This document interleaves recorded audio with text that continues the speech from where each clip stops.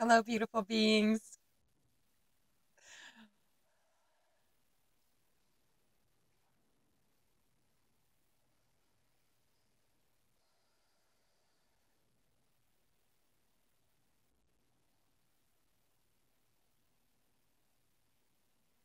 The first thing that's coming in is a few days ago, I made the same mistake that I had made before. I'm new at this YouTube thing, so it was a little bit different mistake, but the end result was the same. And this time I went through all my liked videos and I was deleting some of them, and I had some of my own on there, most of them. And I was like, well, I don't need these on here. I thought it might be a good way to store them. But I was like, I don't think I need these on here. And so I erased a few. I deleted a few, and then I was like, wait a minute, is this doing what I did last time? And so I looked, and sure enough, I was actually deleting my videos off of YouTube just by taking them off my liked list. So, warning, don't do that because you can't get them back. But that's okay because anytime something like that happens, I just learn more. And this time, what I saw was my my first thought was, oh no, like this is terrible. And I saw myself think, I feel sick to my stomach. But before the thought even finished, I thought, wait a minute, I don't feel sick to my stomach. It's so amazing. So incredible being able to witness the thoughts that come up instead of being the thoughts that come up. This morning, actually, I saw on Facebook, this man was videotaping this older man. And he said, do you know how old you are? And the older man said 76.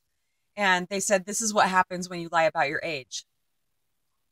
And he's like, no, higher, higher. Well, the man turned out to actually be 98 years old. And he had forgotten somehow.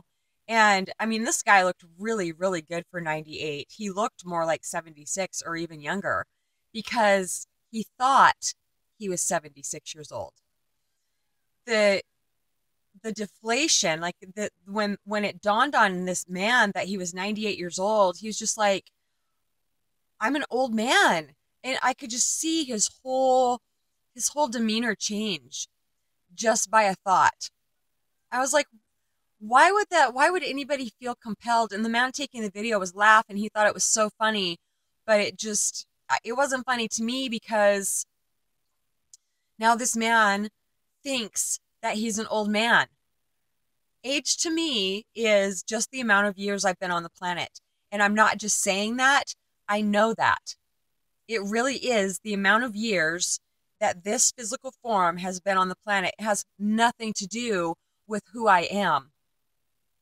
Who I am is divine spirit coming through this physical form. My thoughts, I used to think, like when I was about 47 and I got married again for 10 months, I was 47 and I was like, I really should get married again. And, it's like looking back, I see I had to talk myself into it. It wasn't anything from my heart. I didn't feel like I was in love. I, it's, it's just how sneaky the mind is because I was so used to thinking a certain way and seeing life in a certain way. And I hadn't woke up with Muji yet either. So it was very easy to go with how I'd always thought. Which brings me to deleting my videos, and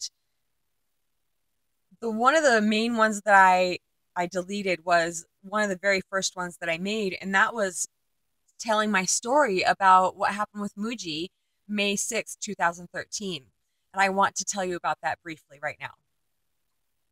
May 6, 2013, I woke up that morning and I was very depressed. And I reached for inspiration. And at that time, I had been listening to Esther Hicks. She channels Abraham. She calls him Abraham Hicks.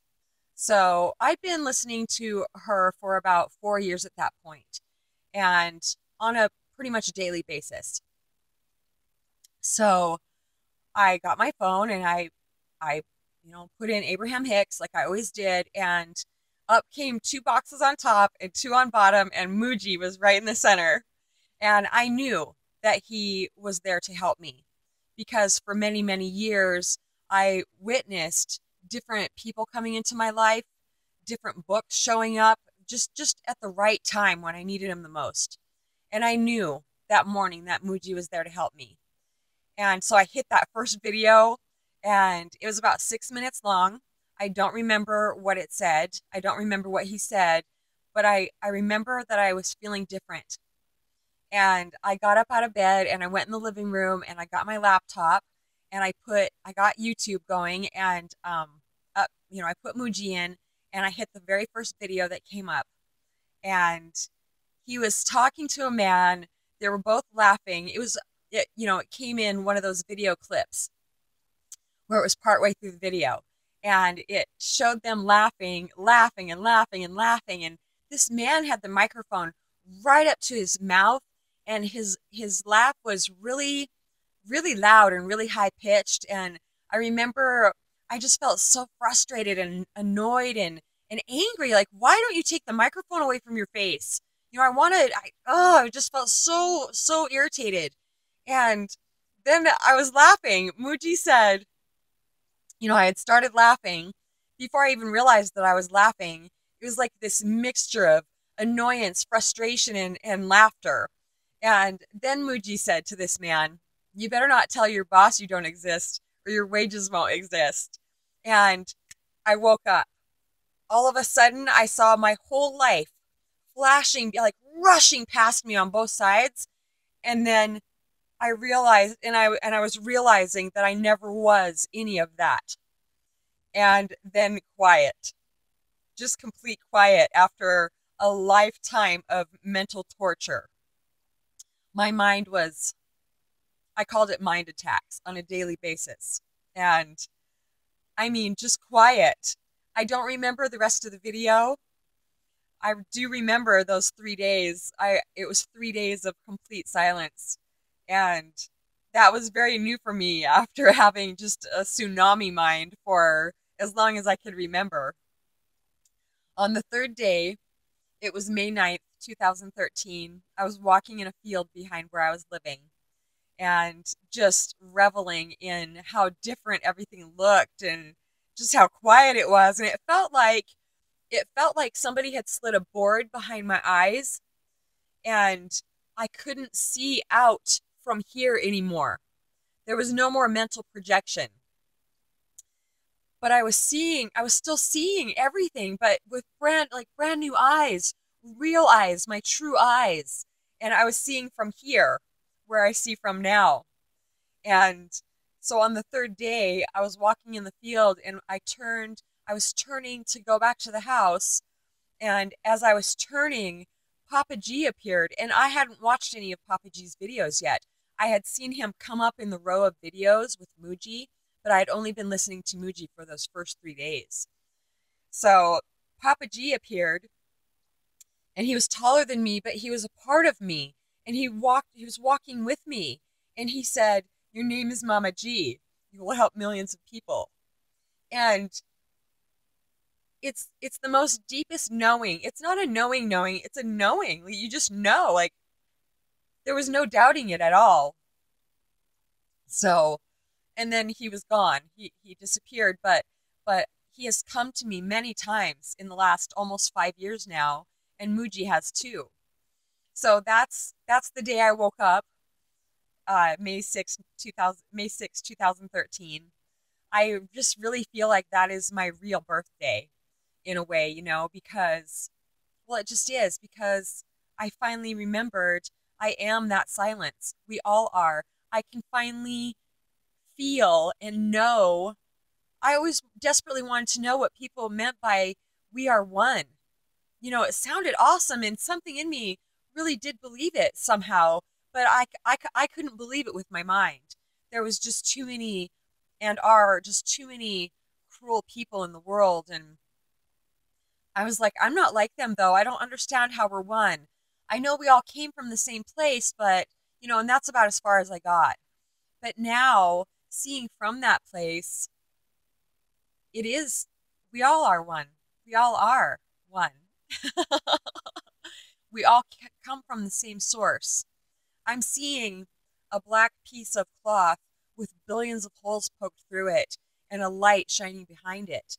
And we all are that light shining behind it, and we all are the divine expressions of consciousness coming through in these unique physical forms.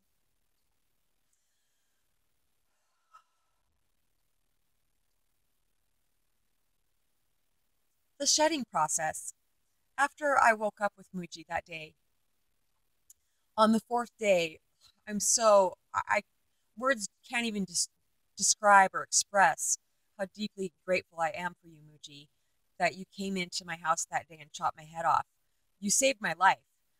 Just a few days before I woke up, I was walking down my hall and I realized that replacing good thoughts with bad thoughts, even though it felt like it brought relief at the time, I realized that day that none of the stuff that I'd been doing to get relief from my mind was ever going to be permanent. That feeling was, well, I was being kissed by grace. I was more desperate than I'd ever been. I wanted to die worse than I had ever wanted to die. I just fell to the floor. Like I was so claustrophobic in my body, and I'd been claustrophobic my whole life. But this was a whole nother level of claustrophobia. Like I felt like I was just jam-packed into this body and there was nowhere to go, which now I see as total grace. Because, you know, once a person runs out of ideas of how to keep being a person, there is nowhere else to go except where we already are. Here.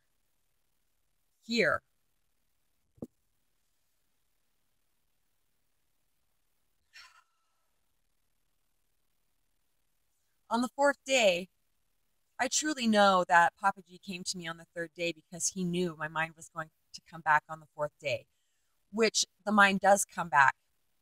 I haven't actually studied anybody that the whole ego identity, the whole personal identity collapse happened and didn't come back and burn off in a way.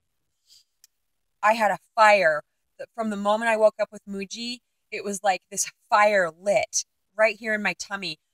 My whole body was just on fire, except the fire was right here, and it was grace burning everything.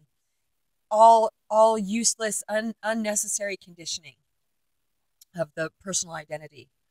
And so on the fourth day, the mind did come back, and that was by far the scariest thing that I've experienced through this whole shed, is the feeling that I had lost who I really am again.